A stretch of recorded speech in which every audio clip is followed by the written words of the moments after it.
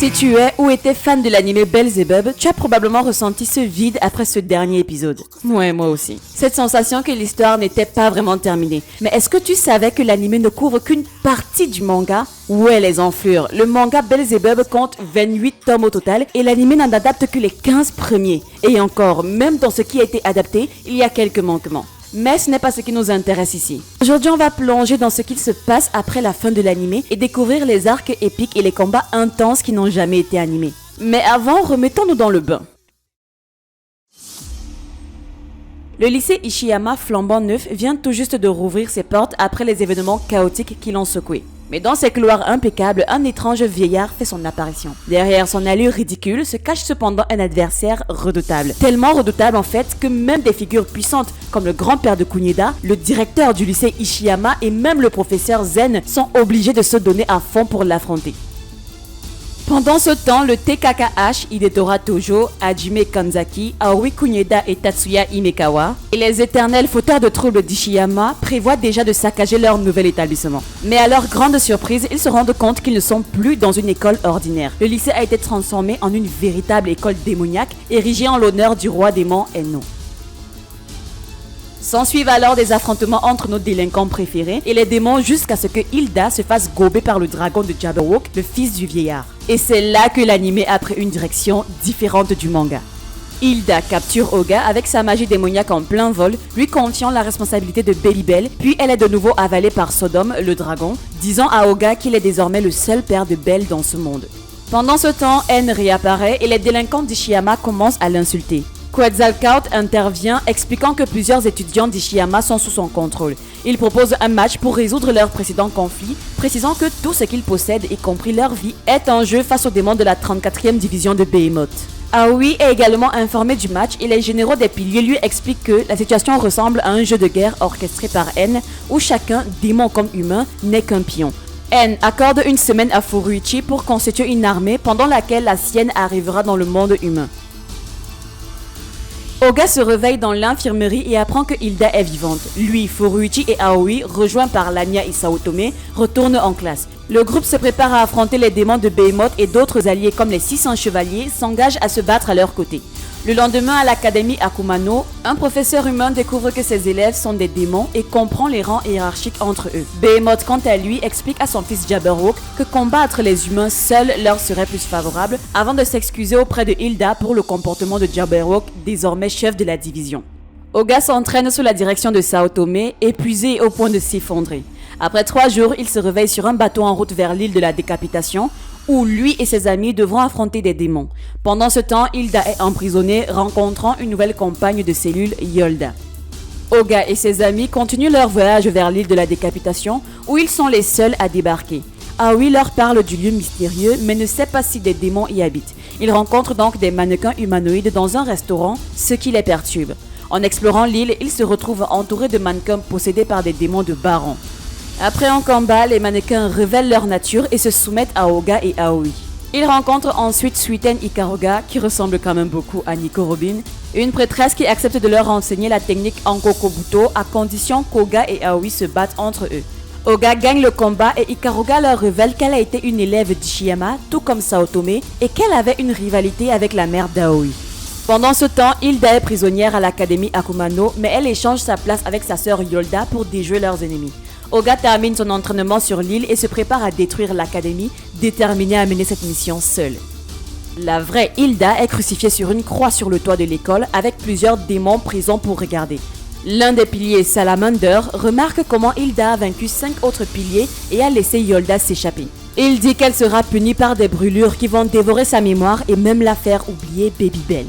Juste à ce moment, ils entendent une agitation en bas. Il s'avère qu'Oga se bat contre certains hommes de Behemoth et ceux qui assistaient à la scène rapportent la nouvelle au reste de l'école, disant que les étudiants d'Ishiyama ont commencé à attaquer. Cela réveille plusieurs démons dont Behemoth qui veut savoir combien d'hommes sont dans les forces opposées.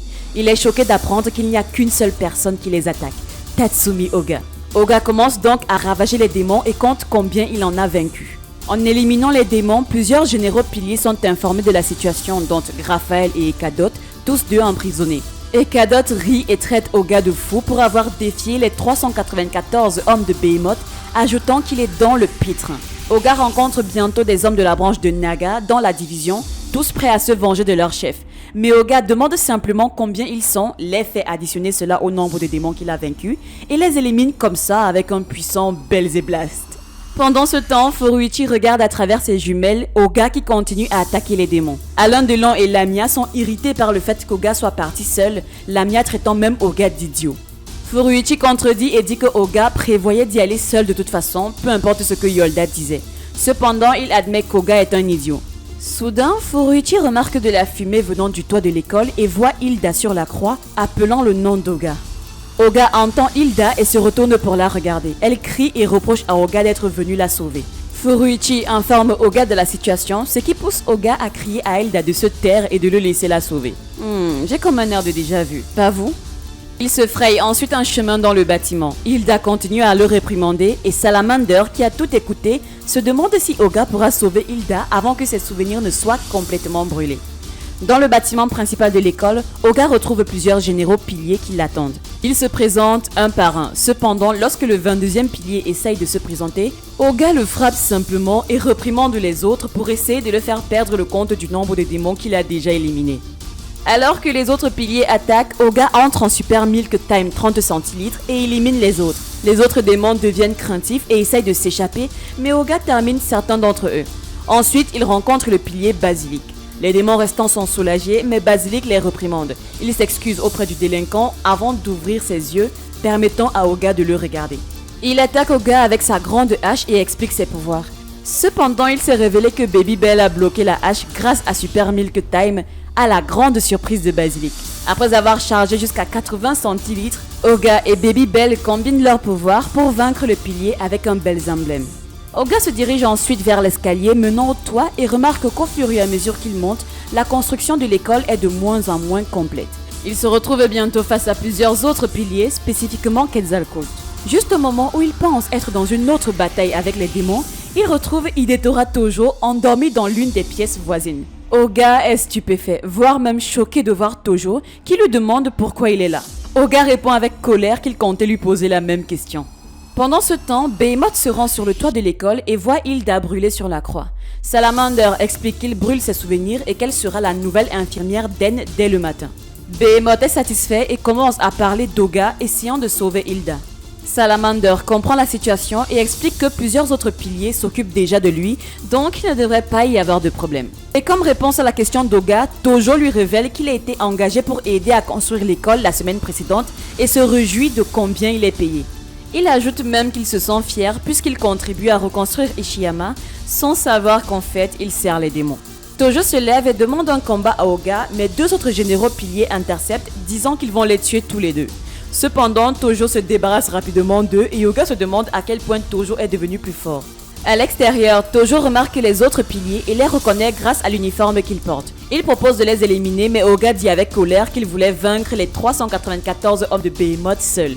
Tojo dit qu'il ne va pas laisser cela arriver car il participera de toute façon. Ensuite, il est informé qu'Hilda est sur le toit et qu'Oga essaye de la sauver. En entendant cela, Tojo ordonne à Oga de partir et dit qu'il s'occupera des autres piliers. Oga quitte alors par un raccourci et Tojo bloque l'entrée dès son départ. Yatta et Yinglong s'approchent de Tojo qui confond le premier avec Raphaël. Yatta explique qu'ils sont frères puis tranche Tojo avec son épée supersonique, lui demandant de ne pas le comparer à son frère Graphael. Cependant, Yatta découvre que son épée a été brisée et que Tojo est responsable. Lui et Yinglong décident de combattre Tojo ensemble tandis qu'Oga continue de grimper vers le toit. Oga informe Furuichi des agissements de Tojo, ce qui préoccupe Furuichi car Hilda est toujours en danger. Oga rencontre plusieurs piliers, dont deux féminins, Elim et Pamiel, puis est attaqué par Triel et Fabas, qui lui infligent des blessures. Aoi intervient pour le protéger et décide de se battre contre les piliers. Agiel rejoint Aoi, choquant les autres démons. Oga pénètre ensuite dans une grande salle où Quetzalcoatl lui explique que les combats sont en réalité des jeux. Oga découvre qu'il doit jouer un match de Sudoku, mais il est frustré par le jeu. Tojo arrive et se joint à lui, mais abandonne rapidement. Himekawa, comme d'habitude dans l'excès, arrive en hélicoptère pour aider Oga qui finit par gagner le match grâce à son aide. Quetzalcoatl révèle qu'il y a 4 jeux à terminer avant d'ouvrir une porte menant au rooftop et Oga, bien que furieux, est heureux d'apprendre que ses amis l'ont rejoint. En parallèle, Jabberwock, un puissant démon, terrorise le Red Tail et prépare des attaques contre les autres gangs. Oga et Toji continuent leur chemin vers le rooftop, mais ils rencontrent Salamander qui tente de les manipuler. Oga et Tojo résistent à son pouvoir et le frappent tandis que Jabberwock apparaît prêt à se battre contre Oga. À l'arrivée de Jabberwock, Babybel avertit Oga qu'ils doivent sauver Hilda, mais Oga s'inquiète de ses souvenirs. Jabberwock détruit une croix avec sa magie, mais Oga parvient à sauver Hilda qui s'évanouit après avoir exprimé son soulagement de savoir que Babybel est en sécurité. Oga, irrité par l'indifférence de Jabberwock, se bat avec lui aux côtés de Tojo, mais il semble être vaincu. Oga se relève, déterminé à continuer le combat. On a alors droit à un petit flashback. Oga s'entraîne sur l'île de la décapitation et découvre que Babybel est en train de faire ses dons. Lamia lui conseille alors de ne pas trop utiliser sa nouvelle technique qui accélère la croissance de Babybel. Jabberwock se réjouit de voir Oga encore en vie, mais Oga le frappe, déclarant qu'il a éveillé une nouvelle forme de pouvoir en tant que père. Avec la maturation de Babybel, Oga devient plus fort et finit par vaincre Jabberwock. Au matin, N se réveille et découvre les ruines de l'académie. Il refuse d'admettre sa défaite, mais Lamia lui révèle que les piliers ont tous été vaincus à cause de lui, le plongeant dans le désespoir. Oga lui donne une claque et lui dit qu'il pourra toujours jouer avec eux, peu importe ce qu'il pense. Mais il pleure quand même et brûle l'école. Oga et Babybel rentrent chez eux, suivis par N et ses nourrices. Pendant ce temps, Yolda reste inconsciente, prête à redevenir la nourrice d'N. Cependant, Hilda a perdu la mémoire.